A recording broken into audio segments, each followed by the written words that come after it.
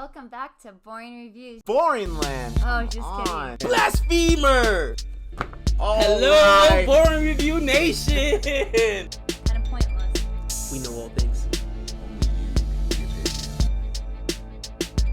All right, Boring Review Nation. How are you doing? Did I just say that? Boring I Land. love it. how No, are you doing? said it. That's it. You said it. Yes. Oh, that's why when you go in autopilot mode. Nick here. Gabe. And Uh, we just dropped the Paatal Lok reaction not too long ago.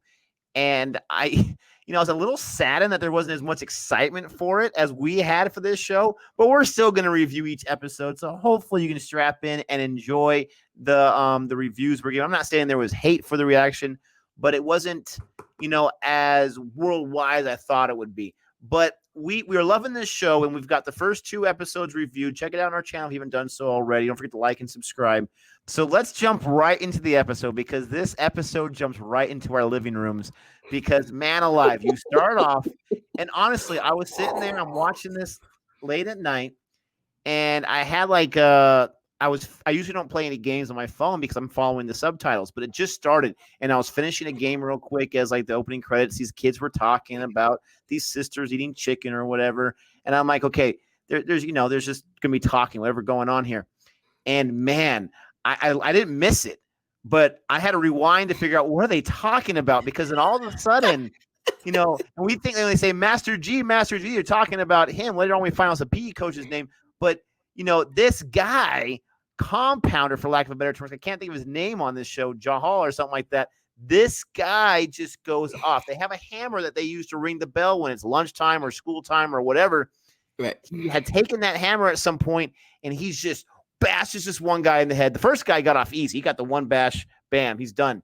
And then just a look in his eye, and they made him look a little younger, and he's got the hammer, and the one guy's running, Master G, and he's trying to get the teacher to get his attention or something, Master G, and he's running and running, and this guy catches up to him, and oh my gosh, I did not expect to see some brain stew on the floor right there. But I mean, they honestly spent some time on those visual effects and that makeup artist. Holy cow. I bet just a look in his eye. I mean, I don't know how these actors are so able to tap into that psychoticness or whatever going off. And then he goes back to the other guy and he's like, what'd they say? What'd those boys say?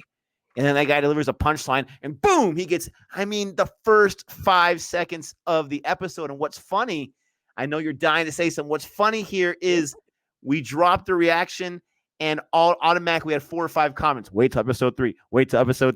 And holy cow.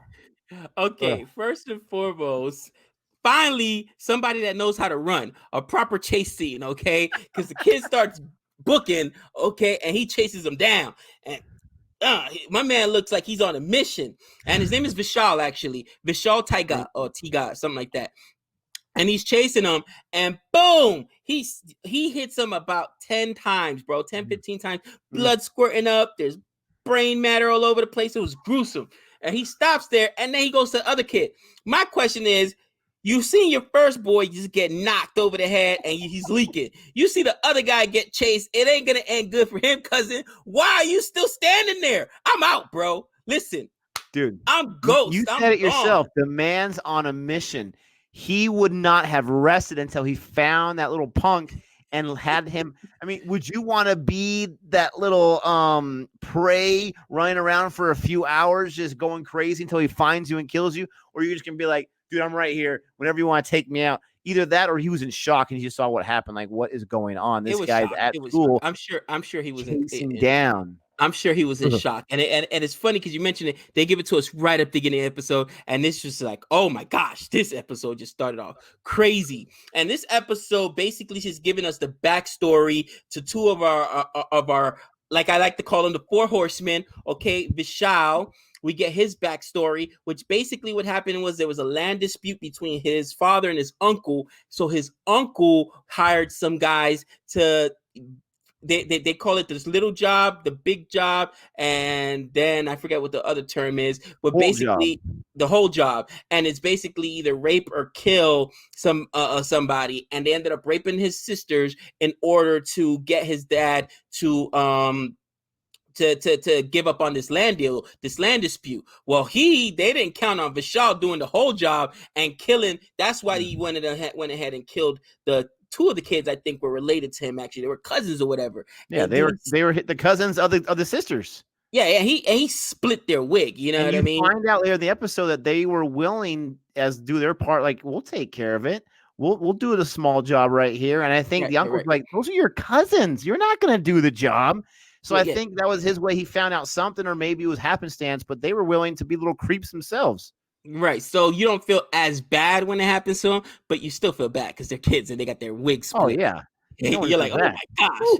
So we get his backstory. Those, for all intents and purposes, these are his first 3 kills. Now, talking to Master G, and later on we find out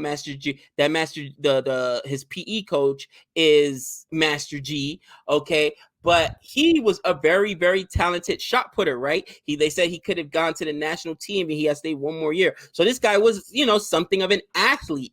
And it's so crazy, his demeanor in here. It is just so believable, okay? And he's so intimidating. He's already a tall guy, you know what I mean, in real life. So that's kind of intimidating. Then we get to his partner, not Kabir, Taupe, or Taupe. I don't know how to pronounce it properly. Help us out. And I gotta say, I am cracking up. Just recently, it's been servicing in the comment section. People, how we pronounce these horrible. They're killing you on your pronunciation sometimes. I'm horrible. On the last one, I think we were thinking of the guy from Mirzapur, and I said Muna, and then you're like, oh yeah, Minna. These guys are cracking me up. No offense, man. Oh man, listen. I'm not any better. No, it is what it is. You know what I mean? Listen, no joke. Sometimes I will call my kids and just have different inflections on their names. Okay, don't ask me why. Okay, maybe because I have so many of them. You know what I mean? Like, oh yeah, that's right, Aiden. Aiden, I don't. What's up, Aiden? But in any event, man, it's just funny, man, because I'm watching this episode and I'm like, man, these guys, they're starting to finally, and what do I say?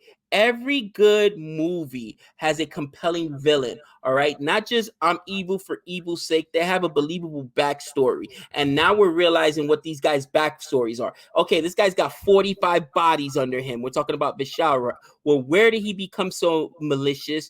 And what's his backstory? So we got some of his backstory, okay? This was his first 3 killings. And after that, what else are you going to do? You're infamous in the town for killing, so you're probably going to keep on killing. And, it is what it is. You can't do much more. Obviously, you're wanted.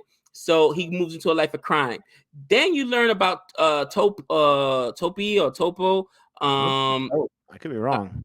I'm butchering that name, of course, but his backstory and how he is from a lower caste system. So he was being bullied by some of the upper caste system guys. And there was some kind of I don't know a gang, but it was of the lower caste systems that were recruiting guys basically to, be part of this coalition, for lack of a better word, that would fight against people from the upper caste system.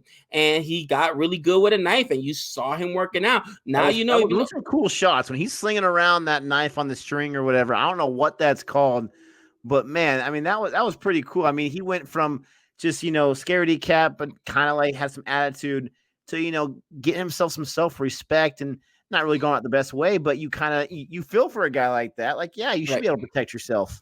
Yeah. And I mean, here's the thing.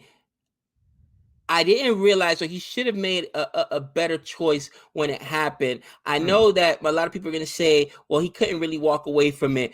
But knowing that there was going to be consequences, because the guy whose face he's cut, his father's from an upper caste system, and his father's got, his family was going to have to pay for his actions. That was horrible. Your mother's going to pay. That was so tough. He literally meant that. And this guy shows up. He's like, yeah, me and my 12 men. I mean, and the husband or the cousin, whoever that other older guy is, who's just got to sit there and like, you gotta be kidding me. And then you got the old man like doing this, and like that is just like, you just have to sit there and watch that. Like, kill me, but I'm not gonna allow that to happen.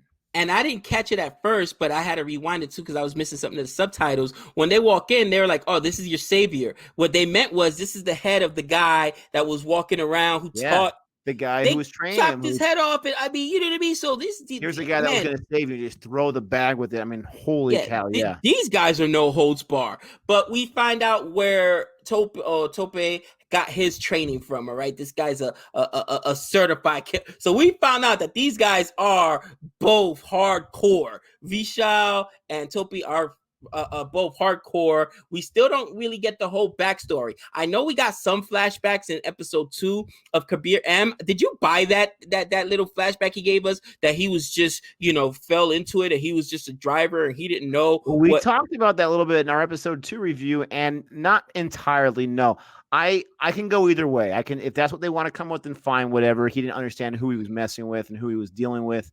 This Taupe guy, he's still, obviously he was young, but when you had these grown men come in and the uncle says, just go, we'll take care of it. We'll take the brunt of it. Just go.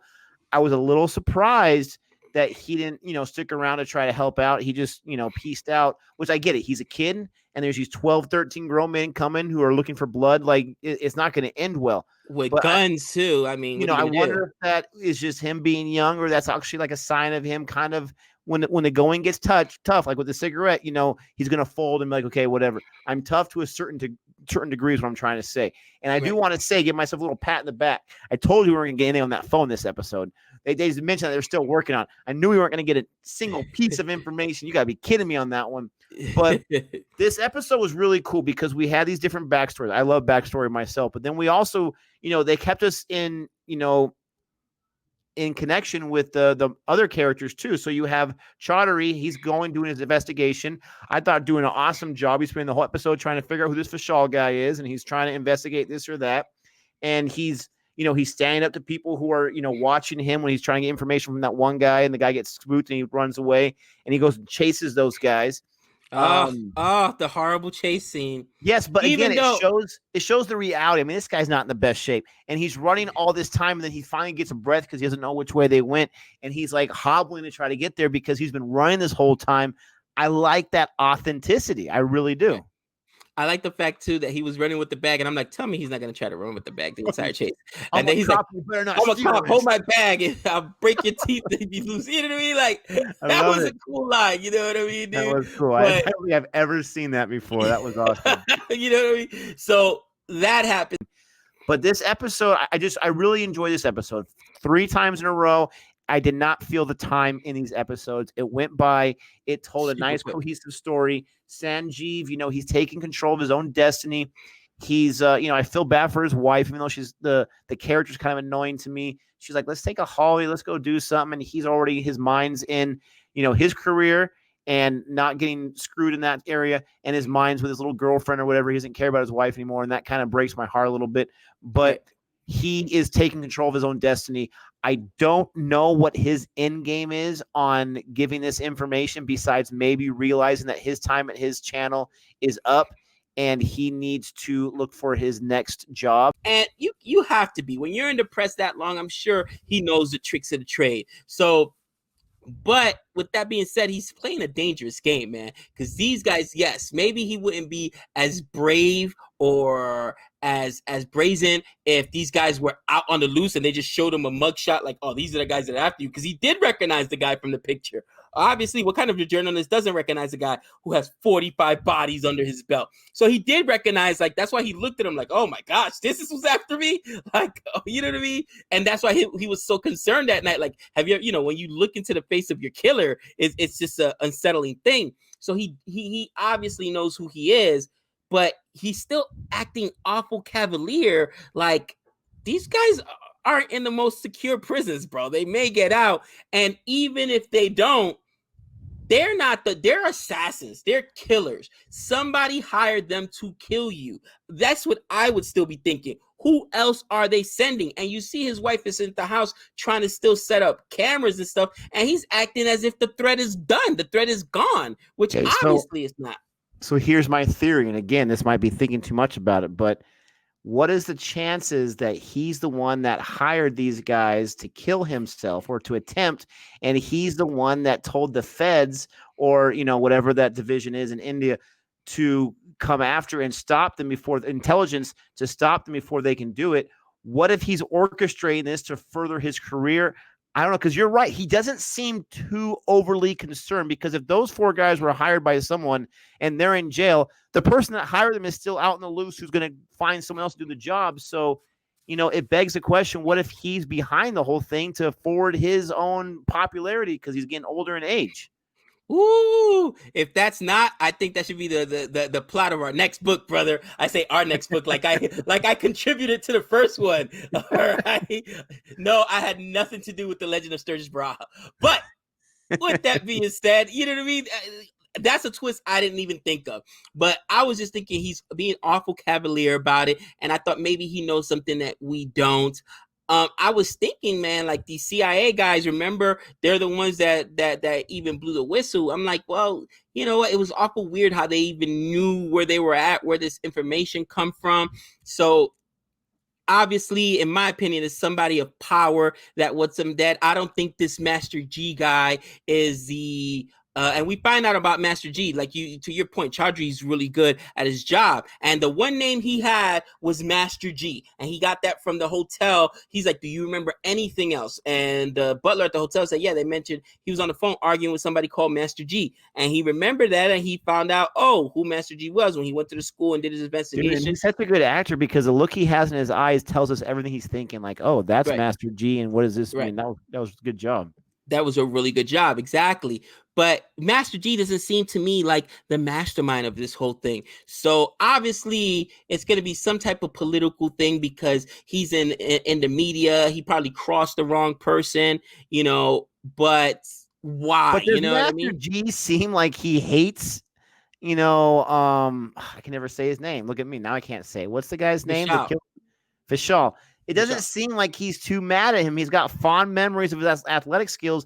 And not just that, but where was Master G or any other staff member when this guy's running around the schoolyards hacking up students? Like, where are these adults at? And not just that. This is a really random thing. But we see the hammer is back in that little, bell device. I did see that. They're not going to change that. Like, 3 kids died from that. You're not going to have parents complain, like, can we have something that's not so sharp, please? A plastic camera or something, you know what I mean? Yeah, that definitely would have not flown. They would have put it back up there. We don't want to waste not, want not. Come on. Oh man, I'm sorry. I know that in the comments, a couple people were like, "Oh, it's just an okay show, whatever." But I'm loving it so far. I am loving. Vishal's real name. What's Compounder's real name? You always do this to me. From All right, now I know you're the research guy. I'll find out right now. His name is Abhishek Banerjee. I loved him in Stree. I don't know. He's just got a really good presence when he acts. You know what I mean? And he's never, at least in Mizupar and in Stree, his role is never huge. It's always a small role. Even here, this is probably the most screen time he's had in this episode. And there are 3 different roles. I mean, this guy's got range. 3 completely different roles, but it's like every time he's on the screen, bro, he's magnetic. You know what I mean? He's a scene stealer. You just are like enamored by him. Like, man, this guy's awesome. So I'm excited to see the rest. I told Nick, bro, we're gonna have to do this a lot quicker. And I know that our schedules are jam-packed, but we're gonna have to do this a lot quicker, because this show does have that 24 feel to it, where this was probably the first episode that the cliffhanger wasn't as big. You said it. I thought that, they found the phone in episode 2, and I thought they were going to give us, the only thing we heard about the phone this whole episode was like, they're 50%. Now they're 25% through decrypting the phone and downloading all the information. We got nothing. They're working on it, basically. We're working on it. We're going to crack it eventually. That's all we got. So, it wasn't as big as a cliffhanger or whatnot, but it's still the kind of show where you just want to, I'm intrigued. I want to know what's going to happen next. I'm telling you, the phone number of Sanjeev is going to be on that phone. I can't wait to see. Oh, if it is, guys. And I could be way wrong. I have not gone ahead. I cheated last time, but I am just at episode 3. I have not gone any further. Like Gabe said, we're like chomping at the bit here to watch more or whatever. But who knows? We'll see. Well, guess what's on the docket for tonight, my friend? Episode 4. That's right. Episode 4. Tonight on TGIF After Blossom, Paatal Lok, episode 4. Did you say Blossom, man? Wow, what a 1990 reference, bro. Deep cut right there. Now, with first time we ever end with Blossom, but we are going to end our episode here. We hope you are enjoying these reviews. If you don't really love the show, but you're enjoying our reviews, go ahead and give us a thumbs up. If you like both, go ahead and give us a thumbs up. And let us know what you're thinking about these episodes. Let us know if you're rewatching them with us or you're watching them the first time with us. That'd be really cool too. We love hearing that kind of stuff. Thanks for sending us love and correcting the way we pronounce stuff. We'll try to do better next time. Like and subscribe. But until next time, we know all things.